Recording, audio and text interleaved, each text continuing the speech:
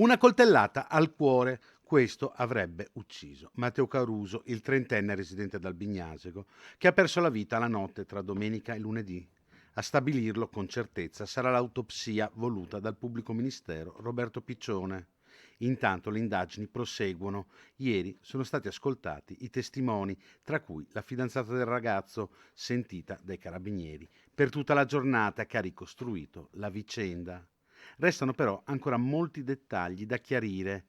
Il principale è che non si sa chi sia l'assassino, probabilmente l'uomo con cui il trentenne si è allontanato lasciando la fidanzata in macchina.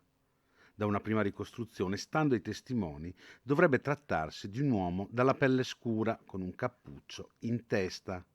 Anche il movente è ignoto. Potrebbe essere sentimentale, una discussione nata a causa della gelosia, o anche un regolamento di conti per soldi o droga. Secondo i primi riscontri, la lite sarebbe nata fuori dal locale dove i due giovani avevano passato la serata, locale in cui il ragazzo avrebbe voluto organizzare la festa per il suo compleanno, che sarebbe stato tra qualche giorno.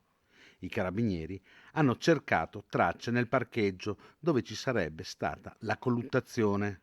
Caruso, venditore ambulante di dolciumi, dopo essere stato colpito, sarebbe poi salito in macchina dove lo aspettava la fidanzata e avrebbe percorso qualche chilometro fino a Via dei Colli Euganei, alle porte di Abano Terme, dove ha fermato la macchina in una piazzola ed è caduto a terra agonizzante.